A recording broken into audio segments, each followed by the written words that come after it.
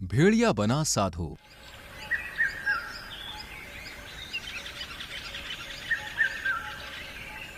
ओहो, ये सुबह भी ना इतनी जल्दी हो जाती है कि ठीक से नींद भी पूरी नहीं हो पाती। क्या बात है मौसी, फिर से नींद पूरी नहीं हुई क्या? कहाँ कालू, मेरी छोड़, तू बता, सुबह सुबह कहाँ जा रहा है? बस चाय नाश्ता कराऊं जरा। अरे वो देखो, बब्बन ये कहाँ चला? बब्बन भेड़ियों की बस्ती में सबसे मासूम, शांत और सीधा था और बहुत ही दयालु भी। कहाँ जा रहे हो बब्बन भाई? और कहाँ कालू, भूख लगी तो सोचा कि कुछ खा पी आऊं। बब्बन भाई, मुझे ये समझ नहीं आता कि आपकी बस्ती में करलू, दंतकाली सभी भेड़िए मांस के बिना रह भी नहीं सकते, फिर आप हमारी तरह शाकाहारी भोजन कैसे कर लेते हो? अरे ये सब तो अपने ऊपर है पीहू। वैसे भी मुझे किसी को मार के खाना अच्छा नहीं लगता। इतने में जंगल का रिपोर्टर टोनी बंदर खबर लाता है कि दंतकाली ने एक और चिड़िया को मारकर खा लिया। मैंने खुद अपनी आंखों से देखा है। आज तो हमें राजा जी से बात करके इस दंतकाली का हिसाब कर ही देना चाहिए। इसे जंगल में रखना खतरे से खाली नहीं है। बिल्कुल सही कह रहे हो तुम। चलो हम सब राजा जी के पास चलते हैं। महाराज वीर सिंह की सभा में, दंतकाली, हमने तुम्हें पहले भी चेतावनी दी थी कि अगर यहाँ पे रहना है तो शाकाहारी भोजन ही करना होगा, लेकिन लगता है कि तुम्हें सजा देनी ही पड़ेगी। नहीं महाराज, मुझे एक आखिरी मौका दीजिए, और आज जो हुआ वो भी गलती से हुआ। मुझे माफ कर दीजिए, मैं अब ऐसा कुछ नहीं करूंगा। ऐसे कैसे? मैंने देखा था, कोई गलती नहीं थी महाराज, इसने सबको जानबूझकर किया। नहीं टोनी भाई, तुम्हें जरूर गलतफहमी हुई है। महाराज, मुझे माफ कर दीजिए, आप सब भी माफ कर दीजिए। नहीं, इस गुनाह की माफी नहीं मिलेगी, सजा मिलेगी। आज से, बल्कि अभी से तुम्हें जंगल से निकाला जाता है। इससे पहले कि हम अपने सैनिकों को आदेश दें, तुम अपना बोरिया बिस्तर उठाओ और निकल जाओ यहां से। दंतकाली बहुत गड़गड़ाया, लेकिन उसकी सजा माफ नहीं हुई और देर रात जंगल से दूर करलू भेड़िया उसे ढूंढते हुए उसके पास पहुंचा। दंतकाली, मेरे दोस्त, तू यहाँ है?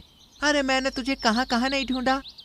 क्या फर्क पड़ता है, मुझे तो जंगल से निकाल दिया, अब तो मैं कहीं का मारा कहीं ही मिलूंगा। मेरे दिमाग में एक आइडिया है। अगर तू मेरी बात मान ले तो जंगल में ही रह सकता है और बहुत ठाट बाट से रह सकता है। अच्छा, पर कैसे? करलू ने उसे अपना आइडिया बताया और फिर 1 महीने बाद। अब बाबा जी की जय हो। बाबा, आप चमत्कारी हैं, अंतर्यामी हैं।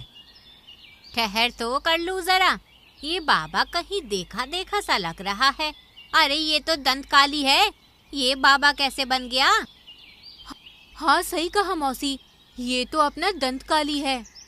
बालिके, मैं दंतकाली नहीं, दंतेश्वर हूँ, और अब मैंने मोह माया का जीवन त्याग कर संन्यास ग्रहण कर लिया है। 1 महीने में संन्यास? क्या क्या सन्यासी इतनी जल्दी बन जाते हैं? मूर्ख, सन्यासी तो ईश्वर की कृपा से बनते हैं। अरे जंगल से निकाले जाने के बाद मैंने कठोर तपस्या की और एक रात मुझे ज्ञान हासिल हुआ। ईश्वर ने खुद मुझे यहाँ आप सबकी सेवा के लिए भेजा है। ये बात सुनके सभी जोर से हंस पड़े। अगर ऐसा है तो बाबा जी, आप मेरे बच्चे को ठीक कर दीजिए, वो बहुत दर्द में है। अगर आप उसे ठीक कर देते हैं तो मैं इसी पल से आपकी भक्त बन जाऊंगी। जरूर बालिके, हम इसी काम के लिए तो आए हैं। 1 मिनट। दंतकाली ने जमीन से थोड़ी सी मिट्टी उठाई, उस पर कुछ मंत्र फूका और लाली को देते हुए बोला, ये लो, इसे अपने बेटे के शरीर से लगाना, फिर देखना वो कैसे ठीक होता है। लाली ने ऐसा ही किया और अगले ही पल उसका बच्चा बिल्कुल ठीक हो गया। बाबा की जय हो, बाबा की जय हो। मान गई बाबा, आज से मैं आपकी सेवा में रहूंगी। देखा बाबा का चमत्कार। अरे आज बाबा ने मुझे भी मरने से बचाया। पहाड़ी पर एक सांप ने मुझे डस लिया होता और वो तो बाबा आ गए और उस सांप को भी अपना भक्त बना लिया। बाकी जानवर ये सब सुन के और देख के हक्का बक्का रह गए और उसे देखने लगे, और धीरे धीरे सभी जानवर उसकी भक्ति करने लगे। उसे चढ़ावे में फल, अनाज और अच्छा अच्छा खाना चढ़ाने लगे।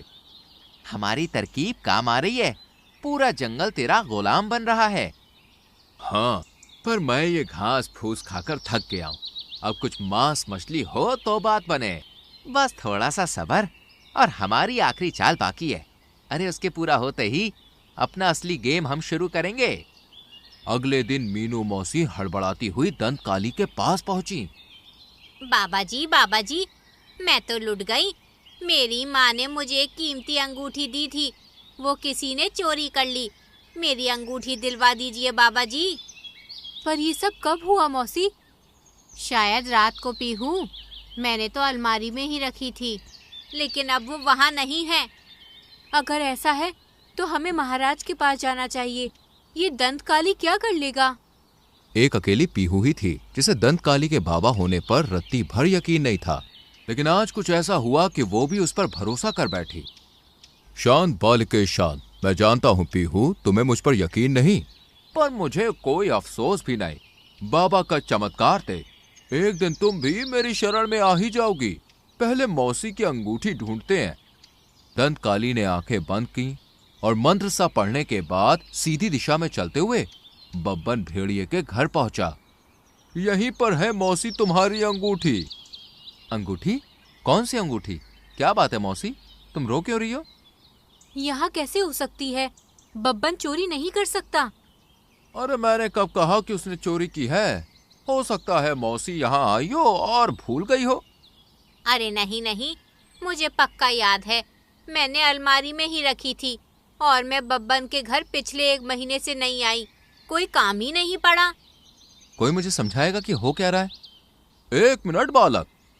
दंत काली आंखें बंद करके फिर से मंत्र पढ़ता है और फिर बब्बन के घोंसलों के कोने में हल्की सी खुदाई कर मौसी की अंगूठी निकाल देता है।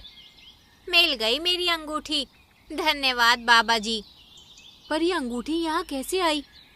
मुझे समझ आ गया, बब्बन परसों मुझे मिला था, बहुत तारीफ कर रहा था इस अंगूठी की। जरूर इसी ने चुराई होगी। एड़ा बन के पेड़ा खा रहा था। क्यों?